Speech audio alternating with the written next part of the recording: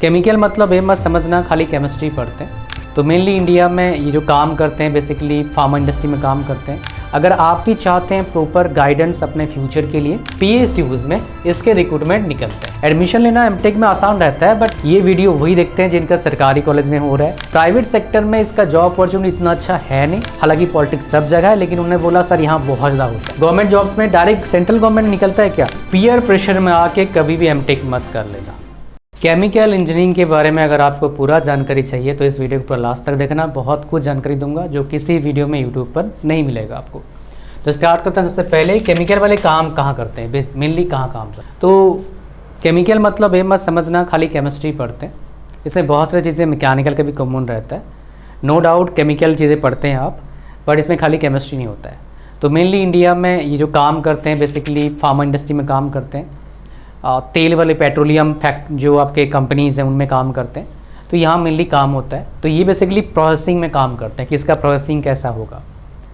तो उसमें प्रोडक्शन भी आता है, प्रोडक्शन में भी आता है आपका, इसका प्रोसेस डेवलप करना भी आता है आपका, मशीन में मेंटेनेंस करना वो भी आता है काइंड ऑफ कुछ मशीन में, बट वहाँ पर मैकेनिकल वाले भी इन्वॉल्व हो जाते हैं। डिपेंड करता है कौन से पार्ट्स में डिफेक्ट्स उसके हिसाब से। तो मेनली इनका काम कहाँ होता है? जहाँ पर केमिकल का बेसिकली क्या है इन्वॉल्वमेंट है।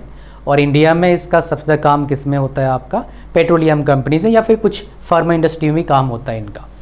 अगर हम बात करेंगे यहाँ पर फ्यूचर स्कोप की, तो इसका फ्यूचर स्कोप प्राइवेट कंपनीज़ में बहुत अच्छा मैंने आज तक सुना नहीं है। कुछ नेगेटिव बातें हैं जो एक्सपीरियंस पर्सन है बोले हैं मेरे को, जो मेरे सेशन में मेरे 1-to-1 सेशन में आए हैं, जिन्होंने अपने डाउट मेरे को पूछे कि आगे फ्यूचर में क्या करें, तो उन्होंने कुछ मेरे को बताया ऐसा जो मैं आपके साथ शेयर करूँगा। अगर आप भी चाहते हैं प्रॉपर गाइडेंस अपने फ्यूचर के लिए तो मेरे साथ डायरेक्टली आप डिस्कस कर सकते हैं वीडियो सेशन में लाइव 1-to-1। कोई और नहीं होता है भाई, 5000 बच्चे नहीं होते हैं, आप होते हो, मैं होता हूँ। बस मैं अपना पर्सनल टाइम आपको देता हूँ मेरे 13 साल का एक्सपीरियंस के बेस पर कि आपके लिए बेस्ट क्या है।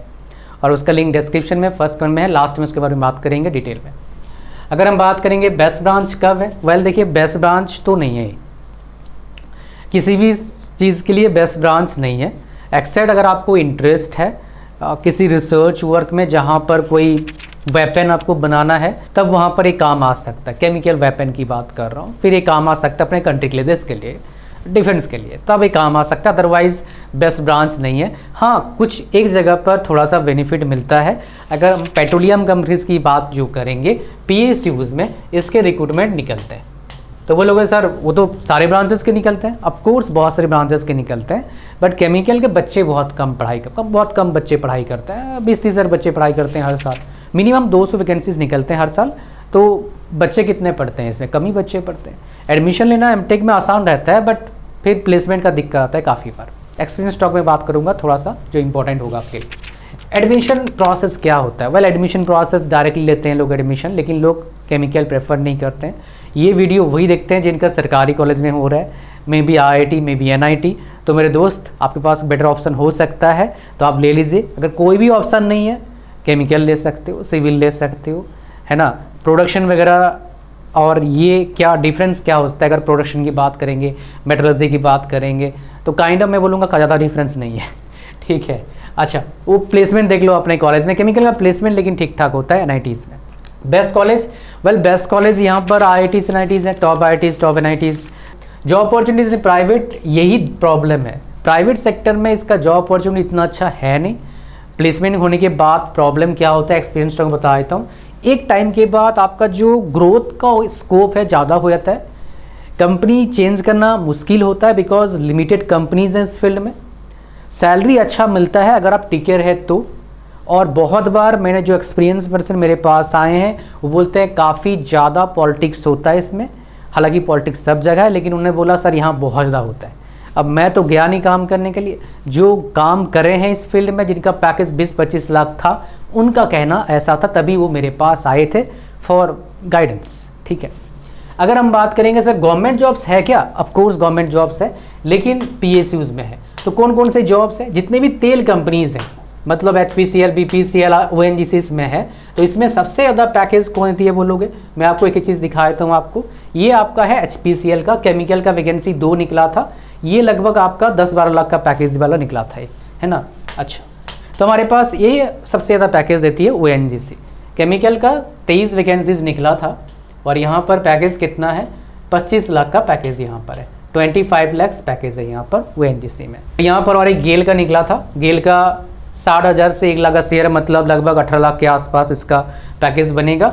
इसमें वैकेंसीज कितना था केमिकल का, देखेंगे आप 21 वैकेंसी था इसमें, GIL वैकेंसीज निकला था गेल का। वही जो आप देखेंगे गेल के काफ़ी सारे पाइपलाइन लगते हैं घर तक गैस पहुंचाने के लिए, चूल्हा जलाने के लिए, खाना बनाने का, वो है आपके घर के आसपास हो सकता है अगर आपके वहाँ पर कनेक्शन वाला काम है तो, मतलब कनेक्शन दे रखे हैं तो ये आपको पता लग गया। गवर्नमेंट जॉब्स में डायरेक्ट सेंट्रल गवर्नमेंट में निकलता है क्या, इसरो DRDO और बार, इसरो DRDO में कभी कभी निकलते हैं बट DRDO में ज़्यादा निकलने का चांस होता है, इसरो में कम चांस है। और ईजी है हार्ड है, और इसमें आएगा सिलेबस और सब्जेक्ट्स। देखो सिविल इलेक्ट्रिकल मैकेनिकल से आसान है, ECE से आसान है, CSE से भी आसान है ये पढ़ना।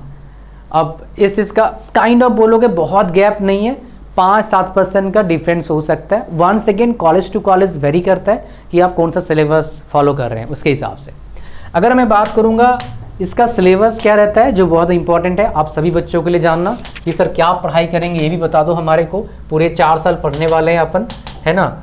तो ये सिलेबस है भाई। सेमेस्टर में क्या पढ़ते हैं, सारे लगभग कॉमन सेट होता है हर ब्रांचेस का, इक्का दुक्का डिफरेंस आता है। तो यहाँ पर देखेंगे आप ये सारे सिलेबस है। यहाँ पर जहाँ प्रॉब्लम है आपको बता देता हूँ, यहाँ प्रॉब्लम आ सकता है आपको बिकॉज आप प्रैक्टिस नहीं करेंगे, और यहाँ पर प्रॉब्लम आएगा बिकॉज आप 1-2 क्लास बंक कर देंगे दोस्त के चक्कर में। ये दोनों सब्जेक्ट काफ़ी ज़्यादा आपके लिए इंपॉर्टेंट है। यहाँ इतना दिक्कत नहीं है, कर लेते हैं बच्चे। और इसमें अगर आपको प्रोग्रामिंग पसंद नहीं है, बहुत सारे बच्चे को समझ में ही नहीं आता है, तो उस केस में हो सकता है इस जगह पर आपको प्रॉब्लम फेस करना पड़े, programming and data structures. Third में आपको इतना प्रॉब्लम नहीं आएगा, थोड़ा सा इसमें प्रॉब्लम आएगा फ्लूइड एंड पार्टिकल मैकेनिक्स में, बाकी आपके निकल जाएंगे। और कभी कभी क्या होता है प्रॉब्लम आ सकता है आपको थर्मोडायनामिक्स में भी और हीट ट्रांसफर में भी। हीट ट्रांसफर में प्रॉब्लम क्या होता है, बहुत लंबे लंबे डेरिवेशन आते हैं, कार्टेशियन फार्टिशियन बहुत सारे आ जाएंगे, आप पढ़ेंगे पता लगेगा, डेरिवेशंस थोड़े लंबे लंबे होते हैं। थर्मोडायनामिक्स में डेरिवेशन होता है, न्यूमेरिकल होता है, थ्योरी होता है, तो इंसान क्या कितना करे।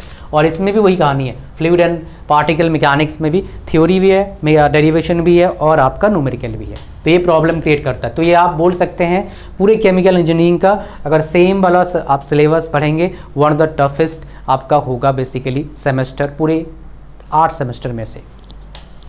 हमारे पास 4th में आपके पास है, यहाँ पर इतना दिक्कत नहीं आएगा, आपको निकल जाएगा मेरे हिसाब से। थोड़ा सा ये प्रॉब्लम क्रिएट कर सकता है solution thermodynamics and phase equilibrium, equilibria, अच्छा ठीक। 5th में हमारे पास ऐसा रिसर्च पढ़ाई करेंगे आप थोड़ा सा आसान हो जाएगा आपके लिए काम, है ना। Business and sales for engineers काफ़ी आसान रहता है यार, मार्क्स बस नहीं आते हैं इसमें, ये आपके पास रहेंगे। तो ये 2 प्रोफेशनल इलेक्टिव मतलब केमिकल से रिलेटेड रहेंगे, ठीक है।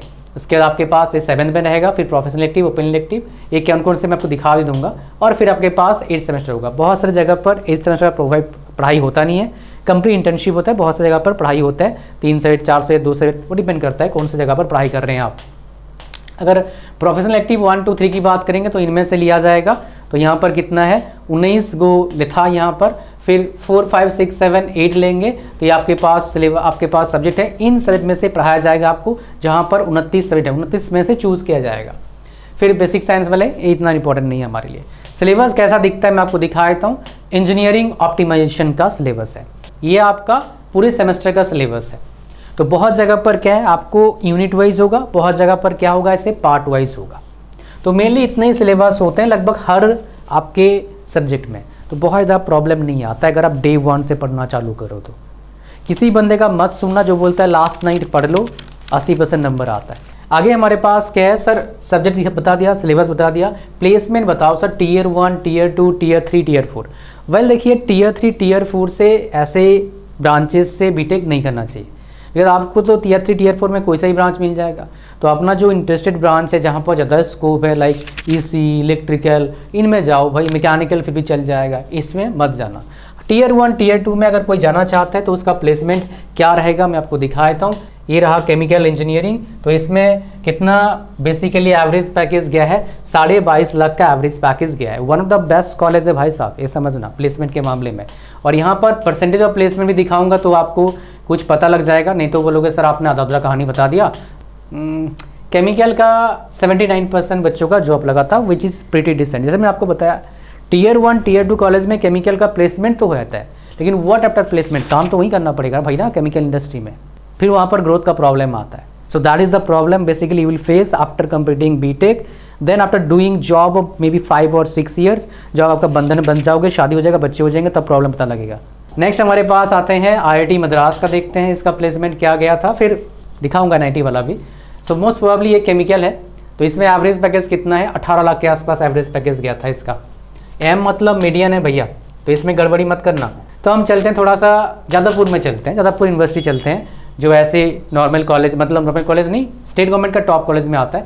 केमिकल का देखोगे 8 लाख का एवरेज पैकेज गया था, 8 लाख का एवरेज पैकेज गया था, जब का डेटा है उसके हिसाब से बता रहा हूँ।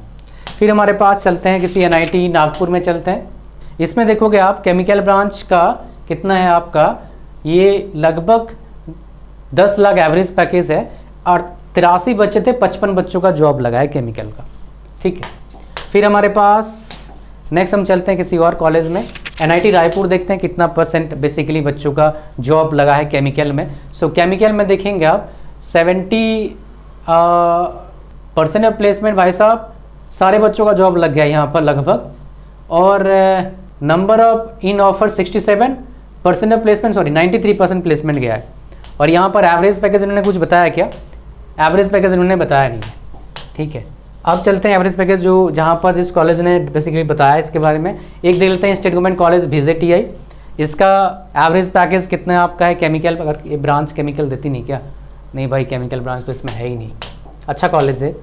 इसमें चलते हैं हमारे पास, एक चलते हैं और, सो NIT कुरुक्षेत्र हो गया हमारे पास, यहाँ पर भी केमिकल नहीं है भाई, so they don't have 2 chemical engineering. फिर हमारे पास NIT कैलीकट चलते हैं, यहाँ पर देख लेते हैं, यहाँ पर एवरेज पैकेज क्या है, 10.5 लाख के आसपास एवरेज पैकेज है। इतना इनफ है मेरे हिसाब से आपको जानना, आपने जो जान लिया अब तक एवरेज पैकेज कौन से कॉलेज से कितना आता है।